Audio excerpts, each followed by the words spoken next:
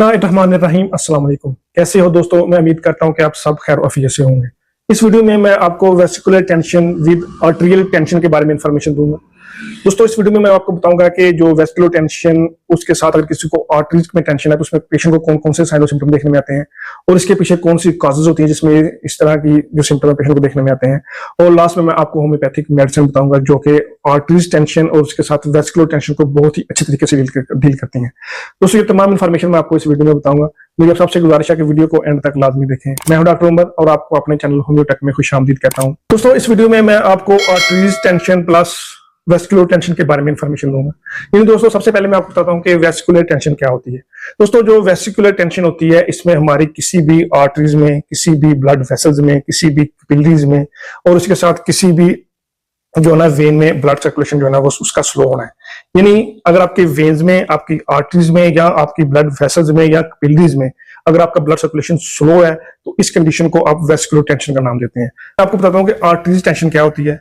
Arteries tension दरअसल दोस्तों ये होती है कि अगर हमारी आर्टरीज के वॉल्स के अंदर जो है ना इन्फेक्शन है या इन्फ्लामेशन है और उसकी वजह से अगर हमारे जिस्म में मुख्तलिफ किस्म की चेस्ट में टाइटनेस है, चेस्ट में बाउंडनेस है तो इसका सिम्टम देखने में आता है। दोस्तों हमारी आर्टरीज का काम होता है कि हमारे लंग्स से ऑक्सीजनेटेड ब्लड लेके हमारे जिस्म के अंदर जो है ना वो सप्लाई करना होता है। दोस्तों अगर इसमें किसी किस्म की इन्फ्लामेशन हो, ब्लड का जो है ना वो स्लो हो गया हो तो उसकी वजह से हमारे हाथों और पांव में एक नमनेस का, टिंगलिंग का सेंसेशन जो है ना वो देखने में आता है और उसके साथ जो हमारे हार्ट की रिदम है, हार्ट बीट है वो भी इरेगुलर जो है ना वो हो जाती है। तो दोस्तों अगर किसी को वेस्टिकुलर टेंशन के साथ साथ आर्टरीज टेंशन की भी डिजीज है तो इसके बारे में आज मैं आपको इन्फॉर्मेशन दूंगा कि इसके पीछे कौन सी कॉजेज होती हैं जिसमें पेशेंट को इस तरह के सिम्टम देखने में आते हैं और कौन कौन से सिम्टम देखने में आते हैं और इसमें होम्योपैथिक मेडिसिन कैसे बहुत अच्छे तरीके से इस कंडीशन को डील करती है। दोस्तों अब मैंने आपको पहले बता दिया कि वेस्टिकुलर टेंशन क्या होती है और आर्टरीज टेंशन क्या होती है। अब मैं दोस्तों आपको बताता हूं कि इसके पीछे कौन सी कॉजेज होती हैं जिसमें अगर किसी को वेस्टिकुलर टेंशन के साथ साथ आर्टरी टेंशन जो है ना उसमें इंसान मुब्तला हो जाता है। दोस्तों इसमें सबसे पहली जो काज होती है वो होती है हाई ब्लड प्रेशर। यानी दोस्तों ऐसे पेशेंट जिनका ब्लड प्रेशर बहुत ज्यादा हाई रहता है और उसकी वजह से उनकी वॉल्स के, कैपिलरीज के ऊपर, वेन्स के ऊपर जो है ना उनकी वॉल के ऊपर बहुत ज्यादा जो ब्लड है वो फोर्स इनपुट करता है जिसकी वजह से उनके जिसमें ऑल टाइम एक टाइटनेस, थकावट और वीकनेस जो है ना वो बनी रहती है। और उसके बाद दोस्तों इसकी जो सेकंड मोस्ट इंपोर्टेंट काज होती है वो होती है एट्रियल फिब्रिलेशन। दोस्तों ये एक ऐसी काज होती है जिसमें जो हमारे हार्ट के अपर चैम्बर जिसे एट्रियल कहते हैं उसमें इन्फ्लेमेशन हो जाती है और उसकी वजह से जो हार्ट में इसकी रिदम है वो चेंज हो जाती है। यानी इंसान के ट्रैकीकार्डिया या ब्रेडिकार्डिया सिम्टम जो है ना वो महसूस हो किया जा सकता है। उसकी जो रिदम है हार्ट की, उसकी धड़कन है, उसमें पल्पिटेशन का सिम्टम जो है ना आप फील कर सकते हैं। ये इसको अगर किसी को एट्रियल फिब्रिलेशन का सिम्टम देखने में आता हो तो ये एक बहुत ही सीवियर डिजीज जो है ना वो कॉज कर सकती है जिसे हम ब्लड क्लॉट जो है ना वो एक बन सकता है। यानी ब्लड में क्लॉट का सिम्टम जो है ना वो बन सकता है। उसके साथ अगर आपको इस तरह का सिम्टम है तो आपको ब्रेन स्ट्रोक जो है ना वो हो सकता है और उसके साथ कभी कभार बहुत सीवियर कंडीशन में आपको हार्ट फेल का कंडीशन जो है ना वो भी देखने में आ सकती है। यानी दोस्तों इसके पीछे दो काजेज होती हैं। अगर ऐसे पेशेंट जिनका ब्लड प्रेशर बहुत ज्यादा हाई रहता हो और उसके साथ ऐसे पेशेंट जिनका एट्रियल फाइब्रिलेशन की डिजीज हो, यानी उनको एट्रियल में बहुत ज्यादा इन्फ्लेमेशन और इन्फेक्शन की वजह से ब्लड में क्लॉट का सिम्टम देखने में आता हो, ब्रेन स्ट्रोक हो गया हो या फिर दोस्तों हार्ट फेल की कंडीशन जो है ना वो देखने में आती हो और उसके साथ उनको बहुत ज्यादा इरेगुलर हार्ट बीट का सिम्टम जो है ना वो देखने में आता हो। दोस्तों ये होती है कंडीशन ऐसे पेशेंट जिनको वेस्टिकुलर टेंशन के साथ साथ एट्रियल टेंशन जो है ना उसका भी डिजीज जो है ना वो हो गया हो। दोस्तों अब मैं आपको इसके सिम्टम बताता हूँ कि ऐसे पेशेंट जिनको वेस्टिकुलर टेंशन के साथ साथ एट्रियल टेंशन जो है ना वो होगी तो इसमें पेशेंट को कौन से सिम्टम देखने में आते हैं।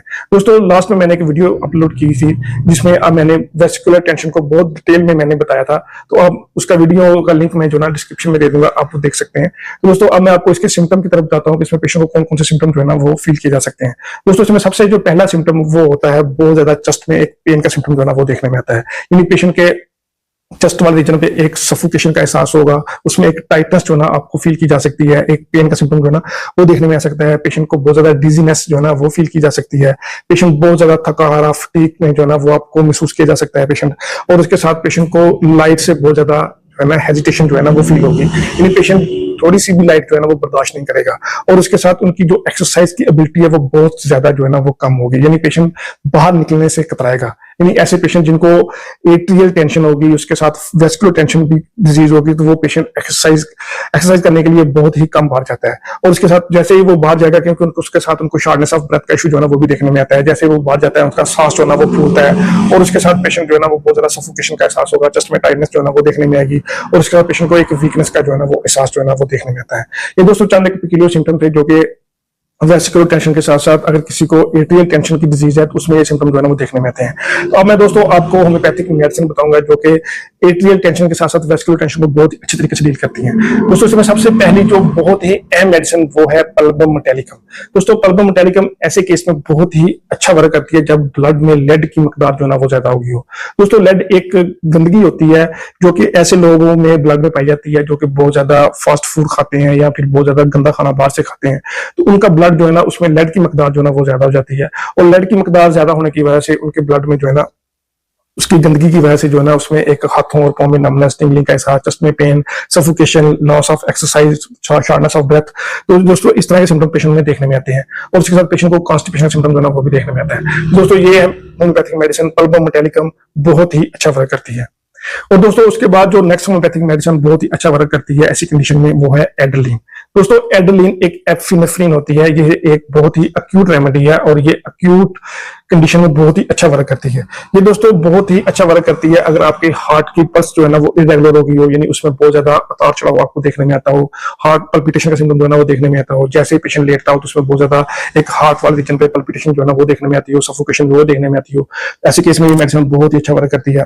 दोस्तों ये कंट्रैक्शन ऑफ पेरिफेरल नर्व पे बहुत अच्छा असर करती है। यानी अगर किसी की पेरिफेरल नर्व में इन्फ्लेमेशन है और उसमें कंट्रैक्शन का इशू है, पेशेंट के जो लिम्स में जो है ना एक टिंगलिंग का एहसास है, कोल्डनेस है, तो ऐसे केस में ये मेडिसिन बहुत ही अच्छा वर्क करती है एड्रेलिन, जिसे हम एपिनेफ्रिन भी कहते हैं। और उसके बाद दोस्तों जो थर्ड मेडिसिन होम्योपैथी की बहुत अच्छा वर्क करती है ऐसी कंडीशन में वो है ब्रेटाम्यूर। दोस्तों ब्रेटाम्यूर खास तौर पे ओल्ड पेशेंट के ऊपर बहुत ही अच्छा असर करती है। ये दोस्तों कंडीशन खास तौर पे ओल्ड पेशेंट में ही देखने में आती है। ऐसे लोग जो बहुत ज्यादा गंदा खाना बाहर से खाते हैं या फिर पेशेंट या ऐसे लोग जिनकी एज जो है ना वो 60 प्लस हो, तो ऐसे केस में आप ऐसे लोगों में ये मेडिसिन ब्रेटाम्यूर बहुत ही अच्छा वर्क करती है। ये दोस्तों ओल्ड पीपल की बहुत ही अहम रेमेडी है। ये खास तौर पर ऐसे पेशेंट के ऊपर बहुत अच्छा असर करती है। और उनमें ऊपर अगर किसी को मेंटल रिटार्डेशन के सिम्टम देखने में आते हो, सेरेब्रल बहुत ज्यादा सेरेब्रल में माइंड में जो है ना एक हेडेक का सिम्टम देखने में आता हो, वो पेशेंट बहुत ज्यादा नर्वसनेस फील करता हो, पेशेंट इतनी शदीद हेडेक के साथ साथ पेशेंट जो है ना ऑल टाइम लेथर्जिक कंडीशन जो है ना वो फील करता हो, तो ऐसे केस में आप ब्रेटाम्यूर जो है ना बहुत ही अच्छा वर्क करती है खासतौर पे ओल्ड पेशेंट के ऊपर, यानी ओल्ड पीपल के ऊपर। दोस्तों अब मैं आपको इन मेडिसिन लेने का तरीका बताता हूँ। इन दोस्तों अगर आपको वेस्कुलर टेंशन के साथ साथ एट्रियल टेंशन की डिजीज का भी सामना है तो आपने ये तीनों मेडिसिन 200 CH में जो है ना वो लेनी है। और आपने दोस्तों एक 30 ml का जो ना खाली शीशी जो है ना वो ले लेनी है। और दोस्तों इन तीनों मेडिसिन से आपने 10 ml जो है ना वो इस खाली शीशी में जो है ना वो डाल के आपने एक अच्छी तरह इसको शेक कर लेना है। तो दोस्तों ये एक कॉम्बिनेशन तैयार हो गया जो कि बहुत अच्छा वर्क करेगा आपको वेस्कुलर टेंशन के साथ साथ एट्रियल टेंशन के ऊपर। दोस्तों अगर किसी को हार्ट रिलेटेड इशू है या फिर ब्लड में लेड की मकदार ज्यादा हो गई है और उसके साथ पेशेंट को बहुत ज्यादा हार्ट वाले रीजन पे टाइटनेस है, चेस्ट पेन है, सफोकेशन का एहसास है, लॉस ऑफ एक्सरसाइज है, तो ऐसे केस में ये मेडिसिन बहुत ही अच्छा वर्क करती है। दोस्तों अगर किसी की कोई क्वेरी है या फिर अगर किसी ने कोई ट्रीटमेंट करवाना है तो वो नीचे मेरे ईमेल के ऊपर अपनी अलामत बताकर या फिर अपना एड्रेस सेंड करके अपना ट्रीटमेंट जो है ना वो करवा सकता है। दोस्तों मैं उम्मीद करता हूं कि आपको ये वीडियो पसंद आई होगी। मेरी आप सबसे गुजारिश है कि वीडियो को शेयर करें, चैनल को सब्सक्राइब करें और बेल आइकन लाजमी दबाएं। Thank you, Allah Hafiz.